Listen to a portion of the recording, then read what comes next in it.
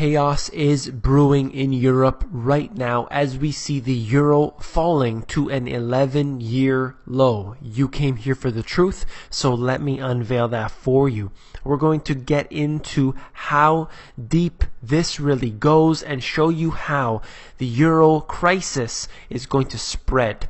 So we're going to get into this article out of CNBC, how the ECB President Mario Draghi announced the launch of an open-ended, expanded monthly 60 billion euro private and public bond buying program. So 2 points I want to touch on right away is that 1 year ago at Davos, which is going on now, Mario Draghi said specifically that they would not need to engage in money printing. But here we are a year later doing exactly what they said they would not do. And in fact, if you look at most governments around the world, anytime they say something, you can flip it, reverse that, and that's probably what the real truth is. In fact, it is quite scary how often that is accurate. I also wanted to touch on the fact that this is an open-ended program. We had an open-ended program with the Federal Reserve's QE3 program, and that in fact was trillions of dollars being printed up to buy toxic garbage. They do the same thing, and that connects into my next point right down here. The long anticipated introduction of the Eurozone government bond purchases, which could amount to as much as €1 trillion, will mean the ECB will join the US Federal Reserve, Bank of England, Bank of Japan in launching their QE schemes.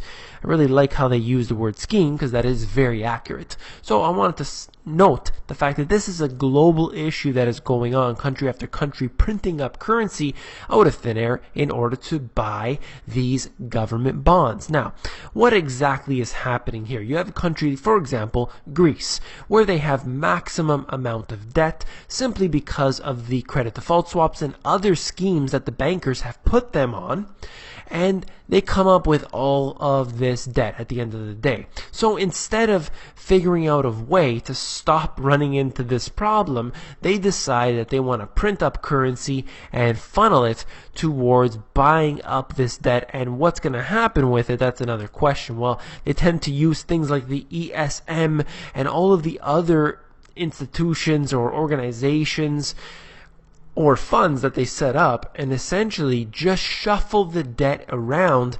They probably slap a AAA rating on it just to add insult to injury, and you have the same schemes being done over and over and over again.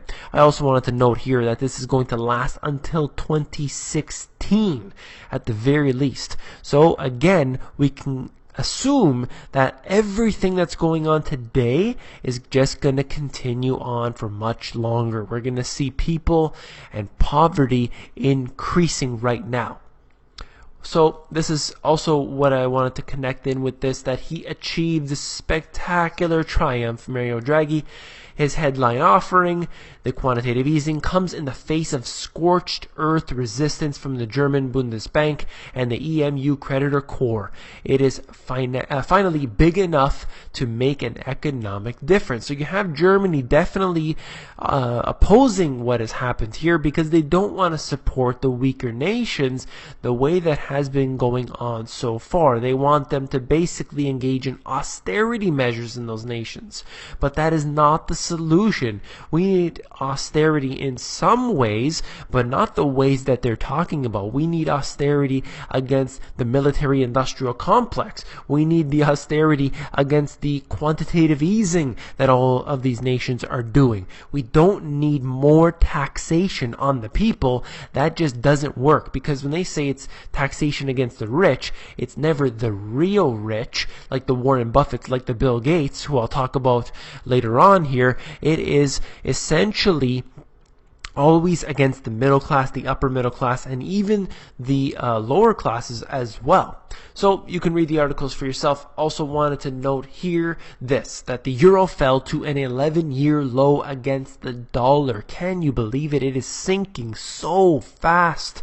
right now in a short period of time. Of course, currencies fluctuate all the time. This is nothing new, but you can see a trend line that has been heading downward since the financial crisis. It seems like since that crisis, even though the dollar is undoubtedly so filled with holes, it is crazy, you see the euro overall doing worse, and that's going to show you what is really going on and how weak these currencies really are.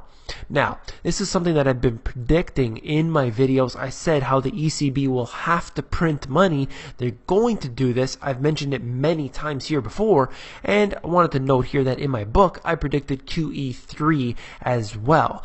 And it said, Alan Greenspan, for one, said that there would be no QE3 because it would continue the erosion of the dollar. But I said, in these words, round 3 of money printing is inevitable, as it always has been done throughout history. It can be done by stealth or out in the open. Governments sacrifice their currency in order to fund their schemes and promises. Was it a crystal ball that I had in order to determine that they would actually engage in QE3? No.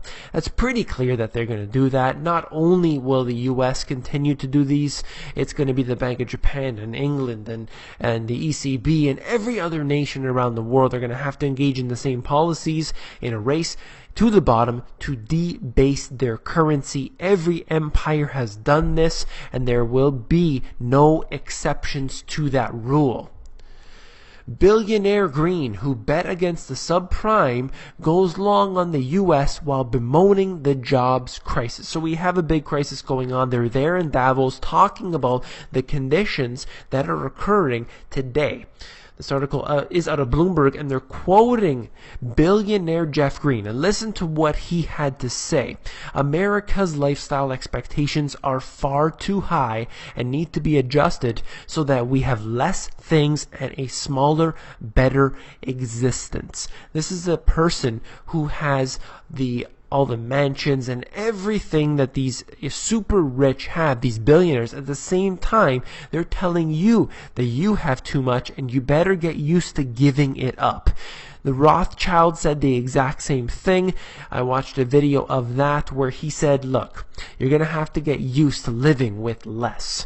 And we have Bill Gates and Warren Buffett and all of these other mega rich who say the same things. Even Prince Charles or Prince William or one of these from the monarchy here saying that, you know, they have to snub the tub, was his words, if I'm not mistaken, on the Telegraph.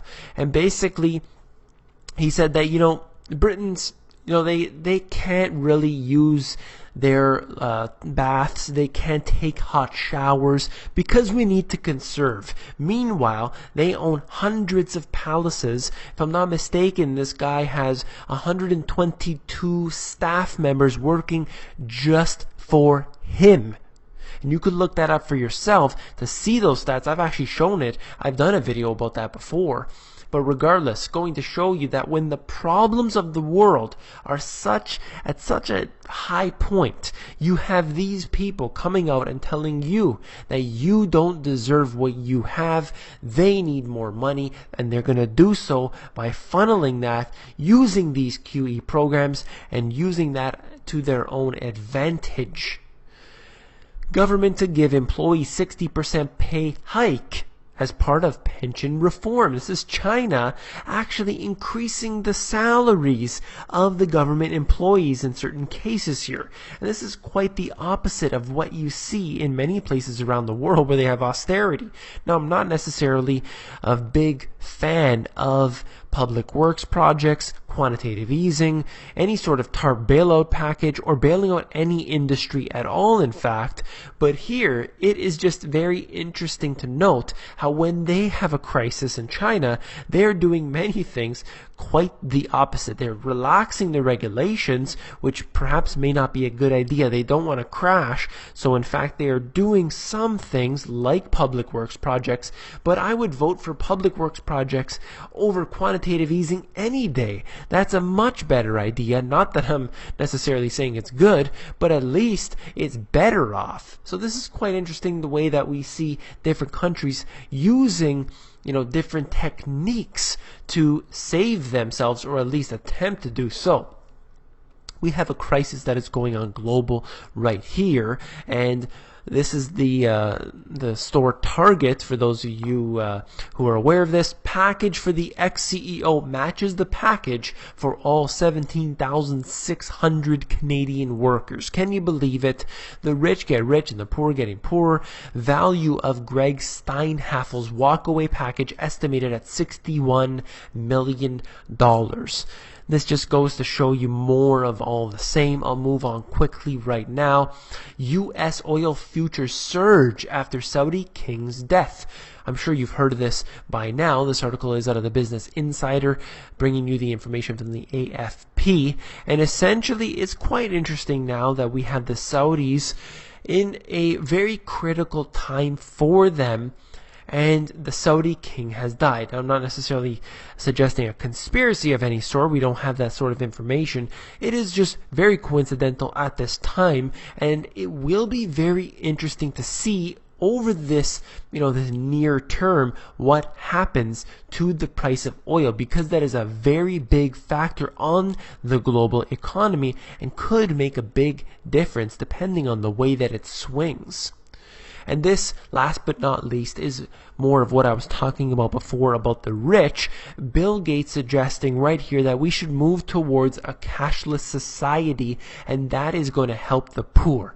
That is his suggestion, but of course, it is always being used against us. We have what he says here, a solution that we can provide so that they can use their cell phones to pay for everything. And this is the exact opposite of what needs to happen right now. We do not need more money invested in developing nations to have people paying with their cell phone when we need to give them the basic essentials like sanitation. I'm not a big fan of foreign aid, really, but if you're going to use that foreign aid, why not work on the most important thing, which is sanitation, instead of things like the cashless society? This just goes to show you how way off they are, and this is only to fund themselves, and they do not want developing nations to come up. They don't want them to become developed nations. This is just one very good example of that. If you found this video informative, please give me a thumbs up, and don't forget to become an insider. The Insiders is where I give out all my best intel for free.